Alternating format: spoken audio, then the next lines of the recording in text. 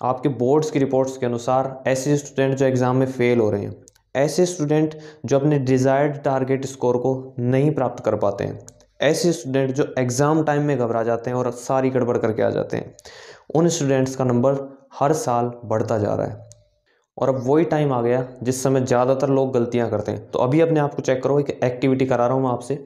एक सब्जेक्ट आपका कोई ना कोई ऐसा होगा जो बहुत आपके लिए बिल्कुल कठिन है, उसको मैं बोलूँगा अपनी स्ट्रेटजी में जालिम सब्जेक्ट। वो आपके लिए एक जालिम सब्जेक्ट है बिल्कुल, मतलब उसके बारे में आप सोचते ही टेंशन में आ जाते हो, ऐसा एक सब्जेक्ट है। दूसरा सब्जेक्ट है जो आपको थोड़ा थोड़ा आता है लेकिन आपको वो हार्ड बहुत लगता है। और एक ऐसा भी सब्जेक्ट है जो आप 50-50 हो, जिसमें कि भाई अच्छे नंबर आ भी सकते हैं या फिर आप अपने डिज़ायर्ड स्कोर तक पहुंच भी सकते हो, नहीं भी पहुंच सकते हो। तो अगर आपके पास ये तीनों टेंशन है या फिर तीनों में से कोई एक भी है, तो ये वीडियो आपके लिए बहुत रेलेवेंट होने वाली है। तो वो लोग चले गए होंगे जिनको इन तीनों की ज़रूरत नहीं है, लेकिन आप रुके हुए हो। आपको क्या फ़ायदा मिलेगा इस वीडियो से वो जानते हैं। देखो, यूट्यूब पे आपको इस समय कई सारे प्लान बताए जा रहे हैं कि भाई ये प्लान लो, इसको फॉलो कर लो, आप पे थोपे जा रहे हैं। लेकिन आपकी कंडीशन क्या है, आप किस सब्जेक्ट में वीक हो रहे हैं, ये किसी ने नहीं पूछा है। और कोई एक ही प्लान सबके ऊपर थोपा जा रहा है, ऐसा नहीं होगा। आज मेरे साथ साथ इस छोटी सी वीडियो में आप अपना खुद का एक पर्सनलाइज प्लान बनाओगे कि हमें कैसे पढ़ना है गैप्स के अंदर। जितने भी आप अपने दिन बच रहे हैं उनमें अपन को कैसे स्टडी करनी है, कैसे अपने मैक्सिमम आउटपुट तक पहुंचना है। तो ऑफलाइन मैंने जिन स्टूडेंट को मेंटर किया है, तो उनमें से कई स्टूडेंट तो ऐसे हैं जो 25-25% जंप करते हैं। नहीं तो इन चीज़ों को फॉलो करने के बाद में आपके मिनिमम 40-50 मार्क्स तो इंक्रीज होने ही वाले हैं। तो मैंने सोचा इस स्ट्रेटजी को आपके साथ ऑनलाइन भी शेयर कर दिया जाए। आपको ध्यान रखना है वो 3 सब्जेक्ट, आपके पास जितने भी केस हैं ना सब कवर हो जाएंगे, लेकिन आपको वो ध्यान रखना है। एक तो वो जालिम वाला जिसके बारे में सोचते ही आपका दिमाग खराब होता है, एक हार्ड सब्जेक्ट टफ लगता है आपको बहुत, एक तीसरा ऐसा होगा जिसमें आपका 50-50 मामला है। आप सोचते हो कि यार इसमें स्कोर अच्छा आ भी सकता है और नहीं भी आ सकता है। तो मैंने आपकी डेट शीट को एनालाइज किया है, मैंने देखा उसमें आपके 1 दिन की छुट्टी है, 2 दिन की भी छुट्टी है, कई एग्जाम से पहले, कई एग्जाम से पहले 3 दिन की भी छुट्टी है, और 4 दिन की भी छुट्टियां मिली हैं आपको कई एग्जाम से पहले। तो मोस्ट केसेस में 1 से लेके 4 दिन तक के बीच में गैप्स हैं आपके पास। तो उनको कैसे टैकल करना है, कैसे अपने डिजायर्ड स्कोर तक पहुंचना है, वो अपन अभी देखने वाले हैं। आपको बस एक नोटबुक और एक पेन लेके आना है और शांति से बैठे बैठे प्लान बनाओ अपना पर्सनलाइज खुद के लिए प्लान। और ये वीडियो आपके स्कोर को बढ़ाने के साथ साथ आपका टाइम भी बचाएगी, क्योंकि यूनिवर्स का एक लॉ है, आपने शायद पढ़ा होगा कि 1 minute spent in planning saves 10 minute in execution. मतलब कि आप अगर किसी भी चीज़ को प्लान करने में 1 मिनट दे रहे हो ना, तो उस चीज़ को असलियत में करने में आपकी 10 मिनट बच जाएंगी। ये यूनिवर्स का लॉ है, उसी लॉ को आज अपन यूज़ करके अपना स्कोर बढ़ाने वाले हैं और अपना टाइम जो कंज्यूम हो रहा है उस स्कोर तक पहुंचने में, उसको घटाने वाले हैं। तो नोटबुक पेन आपके पास तैयार होंगे तो अपन चालू करते हैं अपना प्लान बनाना। तो सबसे पहले स्टार मार्क डाल के लिखो रूल नंबर 1। रूल नंबर 1 अपने को क्या फॉलो करना है, रूल नंबर 1 में लिखो कि 1 डे गैप, मतलब आपकी परीक्षा से पहले आपका 1 दिन का गैप है, तो इज इक्वल टू लगा के लिखो उसके आगे स्टडी दैट पर्टिकुलर सब्जेक्ट। ये बहुत इंपॉर्टेंट चीज़ है। अब किसी परीक्षा से पहले 1 ही दिन का गैप है और हम 2-3 सब्जेक्ट उठा के पढ़ रहे हैं, तो वो काम अपना बनेगा नहीं उससे। अपने को वही सब्जेक्ट पढ़ना है जिसका पेपर है। इसका मतलब अगर आपके एग्ज़ाम से पहले 1 ही दिन का गैप है, तो आपको वो पर्टिकुलर सब्जेक्ट ही पढ़ना है जिसका अगले दिन एग्ज़ाम है। उस दिन में आपको कोई और सब्जेक्ट नहीं घुसेड़ना है। कम से कम जो सब्जेक्ट आपका तैयार है उसमें तो फुल मार्क्स आप स्कोर कर पाओ जो आप सोच पा रहे हो। तो ये रूल बिल्कुल याद रखना है हमें। अब इस रूल को फॉलो करते हुए अपन आगे चलने वाले हैं। तो मैं भी आपके साथ साथ बना देता हूँ। जैसे यहाँ पे 1 दिन का गैप है आपके लिए, ठीक है, ये 2 दिन के गैप्स हैं, ये 3 दिन के गैप्स हैं और ये 4 दिन के गैप्स हैं।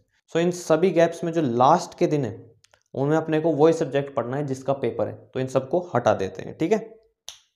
अब अपने पास बच रहे हैं 2 दिन के गैप में 1 दिन, 3 दिन के गैप में 2 दिन और 4 दिन के गैप में 3 दिन अपने बाकी सब्जेक्ट्स को कवर करने के लिए, ठीक है। ऐसे ही आप नोट कर लो इस चीज़ को। अब अपने पास जो 3 टाइप के सब्जेक्ट थे, एक तो वो जालिम वाला सब्जेक्ट, एक हार्ड वाला और एक मीडियम वाला, इन तीनों को कैसे अरेंज करके कैसे अपने को पढ़ाई करनी है, ये बहुत इंपॉर्टेंट चीज़ है और ये बहुत हिडन ट्रिक है जो कि ज़्यादा लोगों को पता नहीं रहती है। इसी वजह से कुछ लोग आपने क्लास में देखे होंगे वो अचानक से ज़्यादा स्कोर कर लेते हैं, वो आपके दोस्त ही होंगे, आपके साथ ही बैठते हैं, लेकिन उन्हें कुछ ऐसी चीज़ें पता हो जाती है जो कि एग्ज़ाम में डिफरेंस क्रिएट कर देती है। तो वही चीज़ आज आप जानने वाले हो, तो सुनो। तो अब इन तीनों कैटेगरीज के सब्जेक्ट को पढ़ने के लिए अपने पास में बच रहे हैं टोटल में 2 दिन, जब 3 दिन का गैप होगा, क्योंकि तीसरा दिन तो हमारा उस सब्जेक्ट को पढ़ने में लगेगा, और 1 दिन जब 2 दिन का गैप होगा, और 3 दिन अपने को मिलेंगे जब 4 दिन का गैप होगा। तो सबसे पहले केस देखते हैं कि अपने पास 1 दिन बच रहा है इन बाकी तीनों सब्जेक्ट को मैनेज करने में। और इन केस अगर आपका वो जालिम वाला पेपर सबसे पहले है तो आपने सबसे पहले उसी की तैयारी की होगी, ये तो सेल्फ ऑब्वियस है। लेकिन अगर आपका जालिम वाला और ये हार्ड वाला और ये मीडियम वाले पेपर बाद में, तो अपन इनको आराम से टैकल कर सकते हैं अभी भी। तो सुनो, प्लान समझते ही आपको समझ में आ जाएगा। तो सबसे पहले अपने को क्या करना है कि कुछ तो अपन 1 दिन में कवर करेंगे, कुछ बचे हुए 2 दिन में, फिर कुछ 3 दिन में, ठीक है। तो इन सारी चीज़ों को मैं सिंपल कर देता हूँ आपके लिए। लेट्स से सबसे पहले अपने पास में 2 दिन का गैप था, इस दिन तो अपन वो पढ़ेंगे, इसको हटा दो। फिर अब ये दिन बच रहा है अपने पास, इसमें अपन को पढ़ना है। तो जितने भी घंटे आप पढ़ने वाले हो, जैसे लेट्स से मैं 12 घंटे पढ़ने वाला हूँ इस दिन में, और ये दिन मेरा इन तीनों सब्जेक्ट के लिए है, जो भाई जालिम वाला एक तो, एक हार्ड और एक मीडियम, ठीक है। तो हमें क्या करना है कि ये जो 1 दिन में आप जितने भी घंटे पढ़ने वाले हो उसको डिवाइडेड बाई 2 करना है, मतलब उसका आधा करने वाले हैं। जैसे मैं 12 घंटे पढ़ने वाला हूँ, तो 12 घंटे का आधा क्या हो जाएगा, 6 घंटे, और ये 6 घंटे। समझ में आ गई बात। तो इन 6 घंटों में आपको वो जालिम वाला खतरनाक वाला सब्जेक्ट लेना है, उसको पूरे 6 घंटे देने हैं आपको, ठीक है। 6 घंटे इसके लिए हो गए। अब ये वाले जो 6 घंटे हैं, इनको फिर से आप 2 पार्ट में डिवाइड करोगे, ठीक है। 2 पार्ट में डिवाइड किया तो 3-3 घंटे हो गए। तो ये जो अपने 3-3 घंटे के स्लॉट हैं, इनमें अपन को अपना हार्ड वाला और अपना मीडियम वाला सब्जेक्ट कवर करना है। अब ये देखना होगा कि आपके लिए वो हार्ड वाला कितना हार्ड है और वो मीडियम वाला ईजी है कि नहीं है। तो मीडियम वाले में से टाइम चुरा के आप इस हार्ड वाले में दे सकते हो, वो आपकी अपनी चॉइस है, ठीक है। तो ये हुआ अपना, जब अपने पास में 1 दिन बच रहा है इनकी तैयारी करने के लिए। तो अब लेते हैं अपन केस 2। केस 2 लिखो। केस 2 क्या है कि लेट से आपके पास में 3 दिन का लीव है, 3 दिन का गैप है 2 पेपर्स के बीच में। तो अपने पास कितने बचेंगे, 2 दिन बचेंगे, क्योंकि वो तीसरा वाला दिन तो अपन वही सब्जेक्ट पढ़ेंगे जिसका पेपर है। तो अब इन 2 दिनों के स्लॉट में अपने को क्या करना है, ये जो पहला वाला दिन है ना, इसमें तो पूरे दिन वो खतरनाक वाला सब्जेक्ट जो आपको बिल्कुल नहीं आ रहा है, और आप अपने हिसाब से डाइल्यूट भी कर सकते हो इस चीज़। मैं आपको बस एक इस प्लान का ढांचा बना के दे रहा हूँ, जिसको आप अपनी कंडीशन के हिसाब से बाद में मोल्ड भी कर सकते हो जैसे आप चाहो। अब वो जालिम वाला सब्जेक्ट आपके लिए कितना ज़्यादा जालिम है, वो आप देखोगे, उस हिसाब से उसको ज़्यादा टाइम दोगे। ये हार्ड वाला कितना हार्ड है और मीडियम वाला कितना मीडियम है, ये चीज़ आपको अपने आप देखनी पड़ेगी। तो मैं आपको एक बेसिक आइडिया दे रहा हूँ कि ये जो 1 दिन है ना, ये अपने पास फ्री है, इसमें अपने को जो खतरनाक वाला सब्जेक्ट है उसको करना है, जालिम वाला बिल्कुल, ठीक है। अब अपने पास में 1 दिन बच रहा है, इस 1 दिन में अपने को हार्ड और मीडियम वाला काम कवर करना है।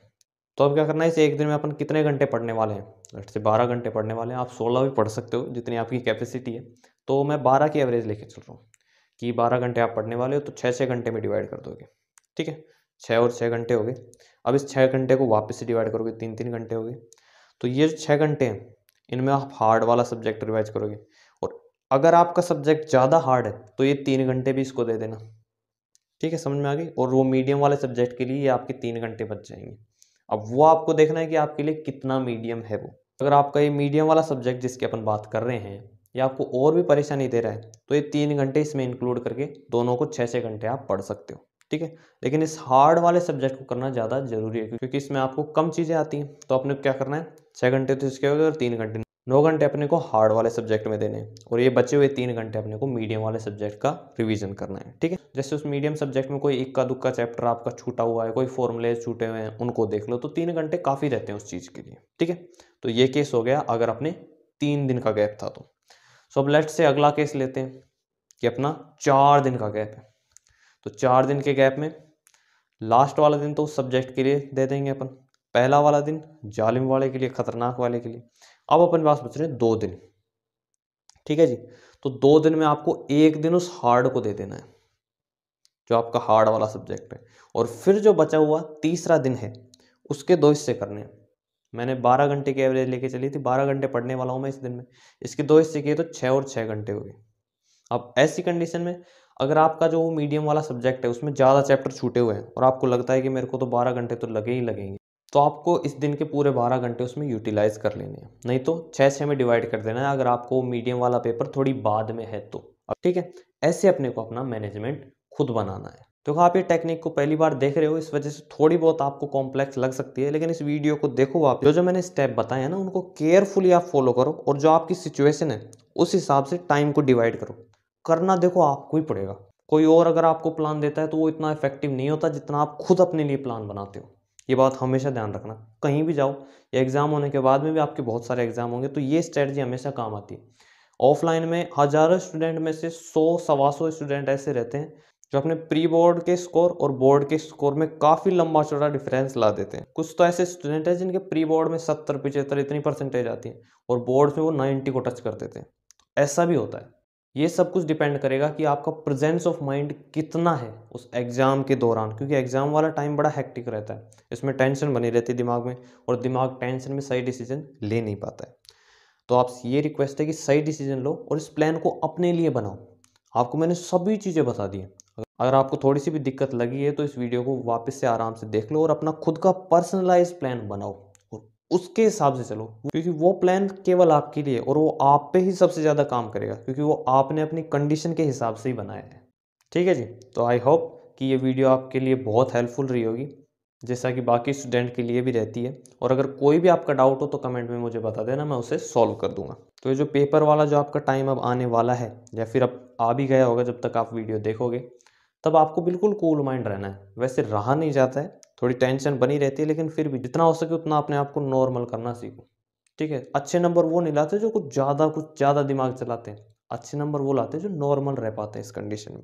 तो हमें नॉर्मल रह के और अपने प्लान को फॉलो करके और जो आपने पहले तैयारी की है उसका मैक्सिमम आउटपुट अपने पेपर में दे के आना है, जिससे अपने अच्छे परसेंट आ जाए। ठीक है। आपके सभी डाउट्स मैं सॉल्व कर ही दूंगा, आप कमेंट कर दोगे तो। तब तक के लिए जय हिंद, जय भारत।